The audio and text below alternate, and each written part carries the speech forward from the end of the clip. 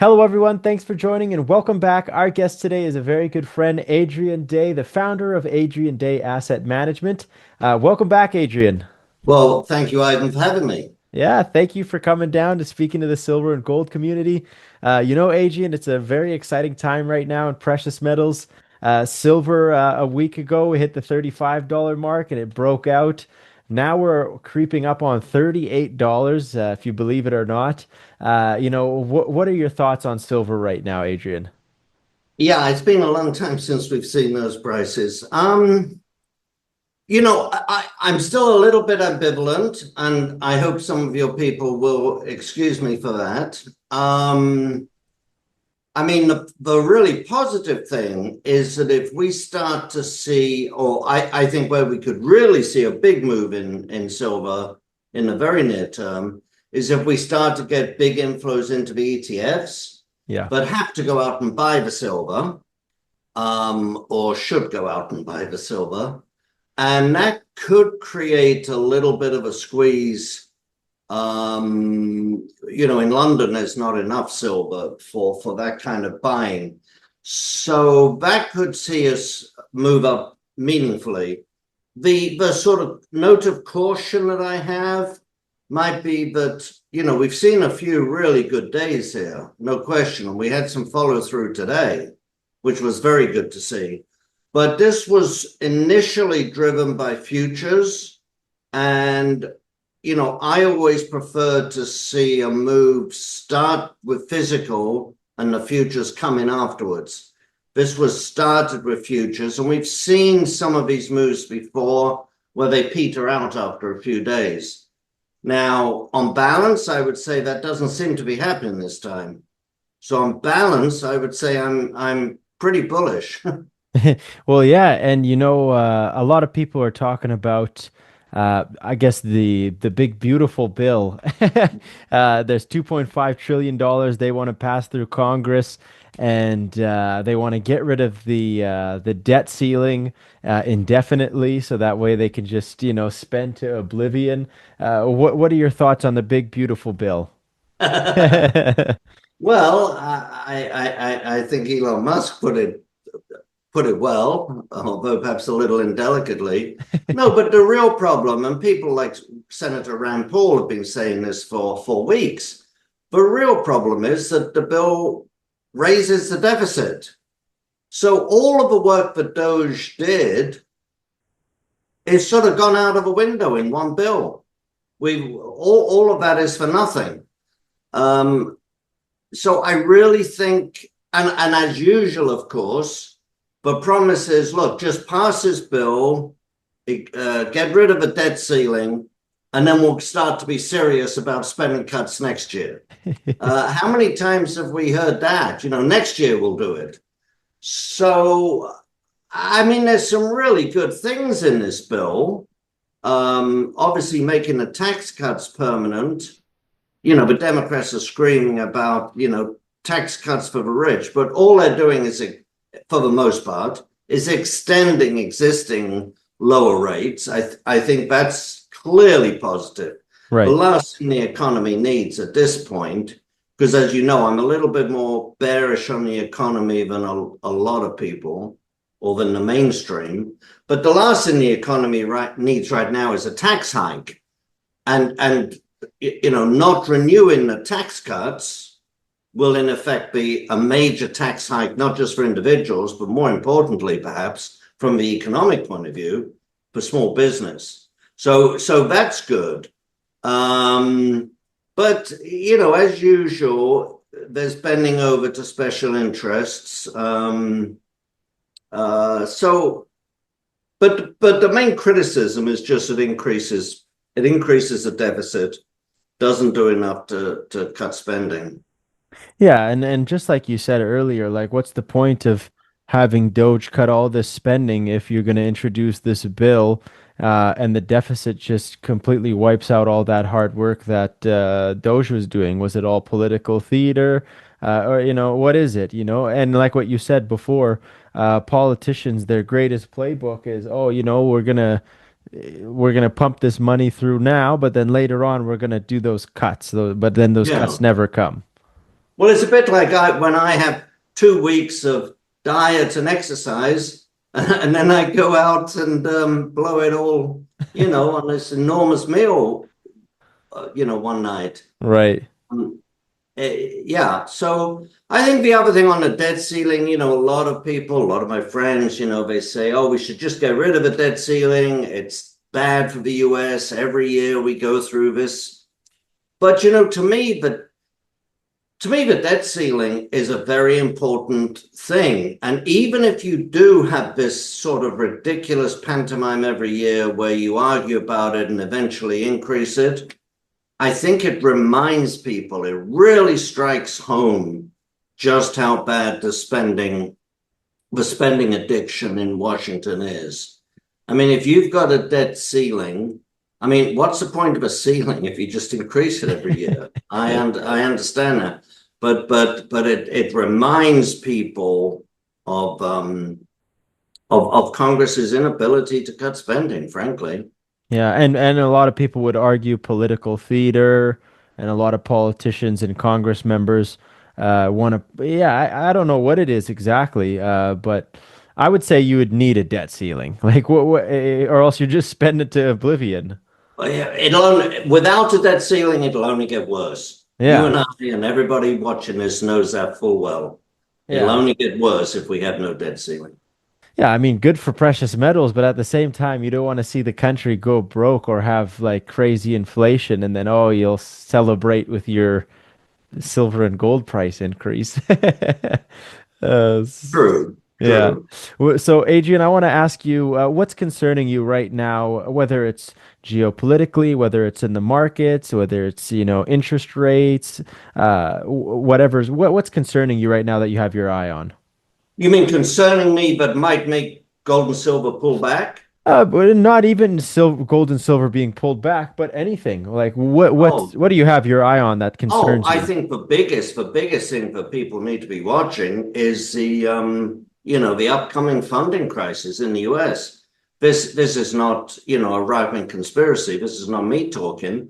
We know that come the end of summer, unless they raise the debt ceiling, the US is going to basically run out of money. And even at the moment, you probably know that they've been unable to issue any new bonds all year. The only bonds that are being issued are where previous ones mature rather, and they're replacing them. But the US has been unable to increase its debt issuance at all this year. That was the parting gift of Janet Yellen. I think I've mentioned it on your show before, but I'm Right. just staggered that interview she gave on the Friday night. Was it the 15th, 14th, 15th of January? On the Friday evening before Trump was sworn into office on the Monday, where she basically said the Treasury is going to hit the debt ceiling on Tuesday.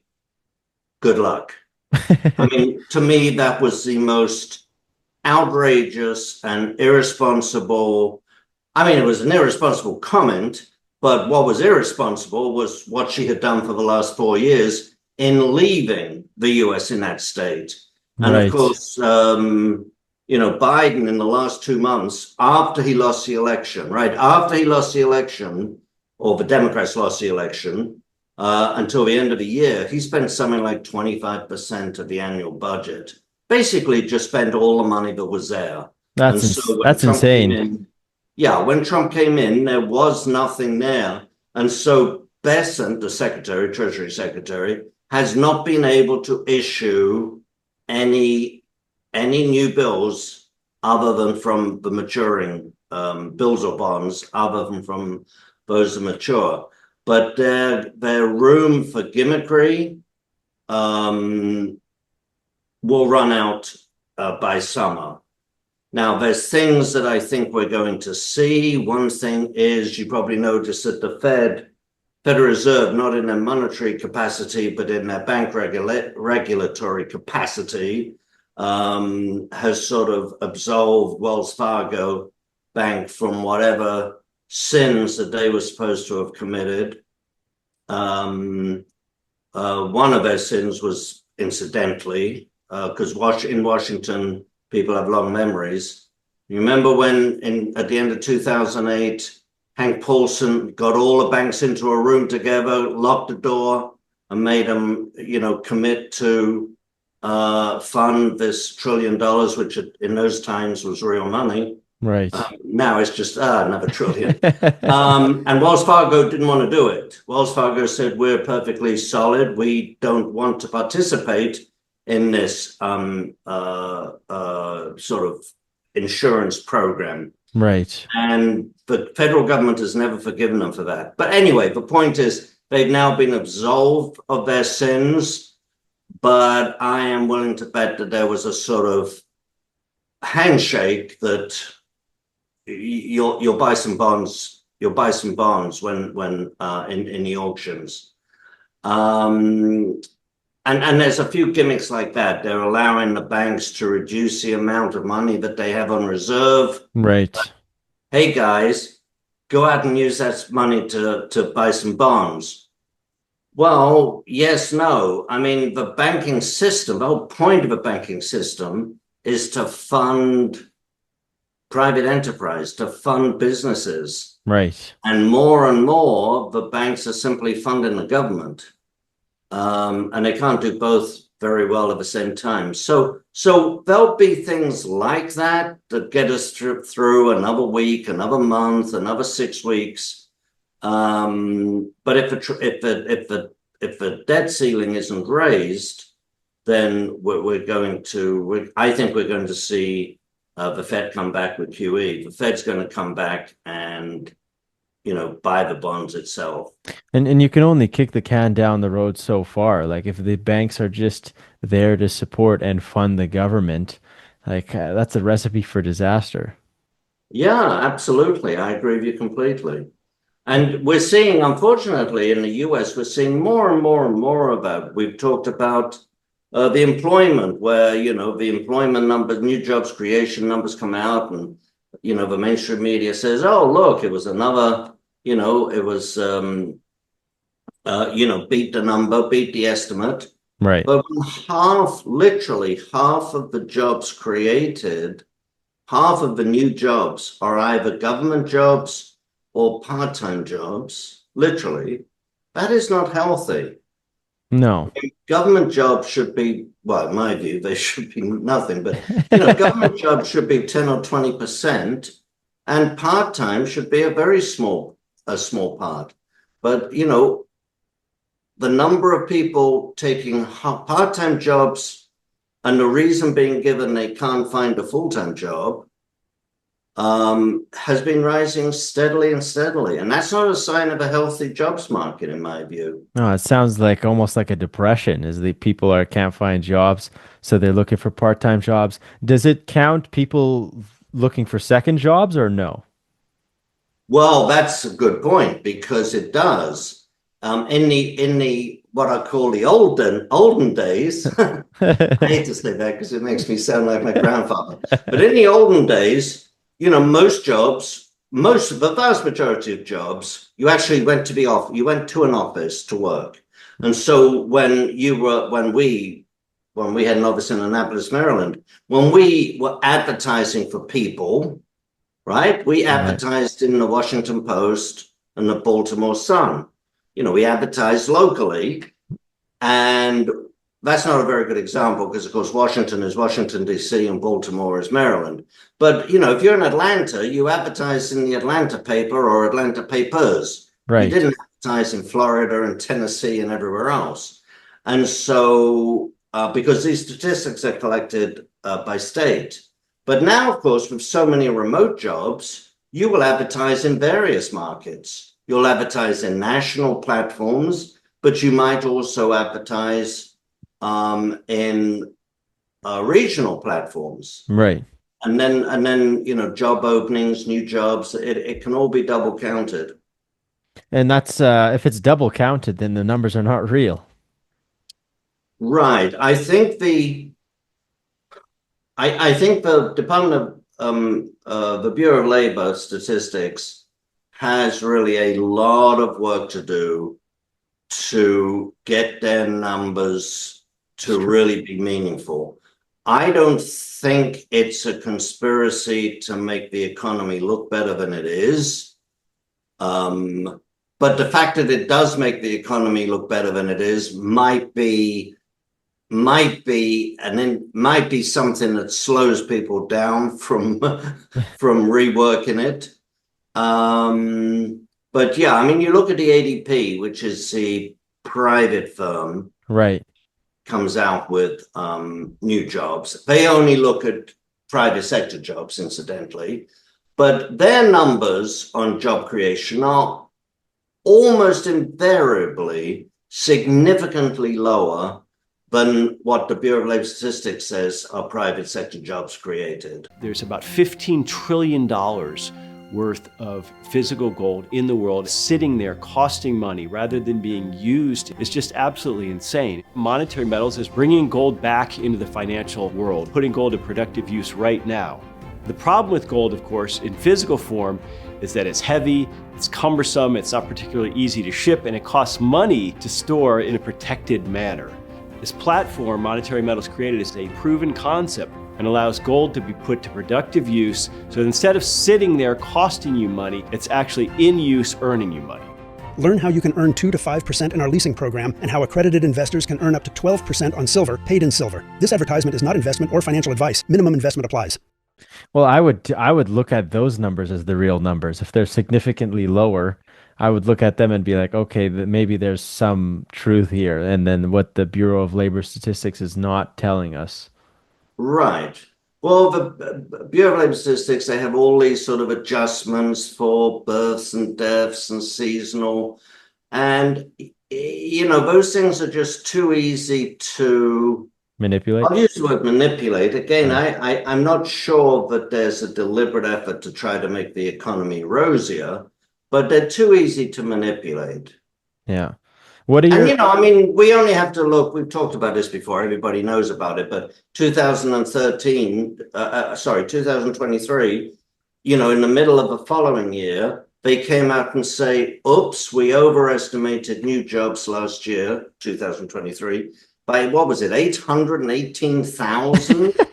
That's I a pretty mean, big overestimation. they may have just been throwing darts at a dartboard.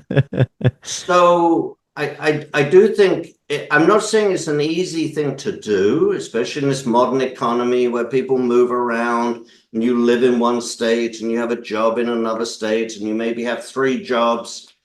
But you know, people like you and I have the ability to do more than one job. Yeah. Um, but clearly someone at the Bureau should be saying, okay, we're doing something wrong. You know, Yeah. our methodology is not in tune with the modern economy. Yeah. Because I mean, you look at these last job results, last job report that came out on Friday, and they had a number of new jobs. I forget what the number was now, but it was a small beat on what the estimates were. But they revised downwards the previous 2 months by more than they said had been created last month, right? So, I mean, to me, that's sort of, if I were in charge of the Bureau of Labor Statistics, I would be getting together a bunch of really smart statisticians and saying, okay, we are clearly doing something wrong. Yeah. There's something wrong with our methodology. Hello, my fellow silver and gold stacker. I just wanted to say thank you so much for watching the channel. Subscribe, please like the video, and also hit the notification bell. Keep stacking. Right? And And and I that's and in my thought, Adrian would be like, okay, maybe from their standpoint, they say, not a lot of people will look at the revisions in the next month or two, or in the next 5, 6 months, so we can push it out and then revise it for the past, and then only a handful or this many people are going to pay attention to it, and the mass public won't pay attention to it because they only see the headline number.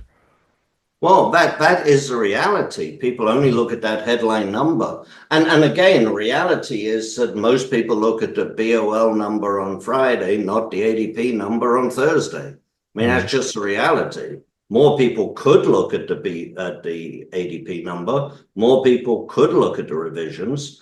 But they put out their press release, and I don't know if you've ever worked at a smaller newspaper. I don't mean like the New York Times or Washington Post. Not that I hold those in high regard, but you go down to smaller newspapers, Right. and most of the stories in the newspaper are simply press releases cut and pasted to fit a gap. Yeah. The editor will say, hey, we've only got 5 inches, so make it fit. And you just take the story, you take the press release that someone sent you from the top, and you just cut down to where the 5 inches ends. Yeah, just do the headline. And so if the Bureau of Labor Statistics comes out with something saying 344,000 new jobs created this month, isn't this wonderful? It beat the estimates and everything else. And then in paragraph 24, they say we revised downwards last month and the month before by 350,000. That doesn't even get into the paper. Yeah, nobody's gonna even know what happened. No. Yeah, no, that's absolutely crazy to me. Adrian, before you go, I really want people to connect with you. I want, I'm going to put the link in the description below for Adrian Day Management. But is that where they can find you? Is that where they can subscribe to you? Where else can they find you? Well, a good place would just be adrianday.com. adrianday.com. Yeah. But Ivan, if we got 2, 3, 4 seconds. Yeah. No, we got time. We got time. Just one thing I do want to say. Yeah. We've talked before on the show, and I've talked in speeches about, the fact that the gold price is going up, but there's a disconnect with the gold stocks and the GDX's outflows, and people just aren't investing. Right. I think there's signs that we're at the beginning of a turn now. One sign would be that the GDX actually had several days of inflows over the last 2 weeks. That shouldn't be a big news. Right. But if you think that up until the middle of May, the GDX had $3.3 billion of outflows, and only 3 days this year with very small inflows, the fact that we've now seen 2 weeks of mostly inflows is news. The second thing, of course, is that the juniors are outperforming the seniors. If you look at the last 6 months. Interesting. And then, the GDXJ is beating the GDX and is beating gold and is beating the S&P for what it's worth. And then, of course, the last sign of renewed interest, which all of your listeners will know about, is that silver is outperforming gold. And juniors outperforming seniors and silver outperforming gold are both signs of individual investors returning to the sector. And it's just beginning, in my view. I'm talking, it's really all been in the last 2 months, really. Yeah, that I did not know these. Yeah, I did not know these facts, especially for GDX, for the inflows. That's super interesting. Yeah. Yeah. No, I can tell there's something different now, and I don't want to get. I know in precious metals we get too excited and we're like, oh, this is it. Silver's breaking out. We're hitting $50, and then we get slammed back down to $30 or 20 some bucks, and we're like, oh, then it's ruined again. Yeah. But Adrian, I want to thank you so much for coming down. I'm going to put everyone watching this, highly recommend, please go check out adrianday.com. I'll put the links in the description below. But Adrian, such a huge pleasure having you come down, speaking to the silver and gold community. As the market develops, really love to have you back on in the future. Yeah, great. No, I really appreciate it, Ivan. Talk to you Thank you. soon.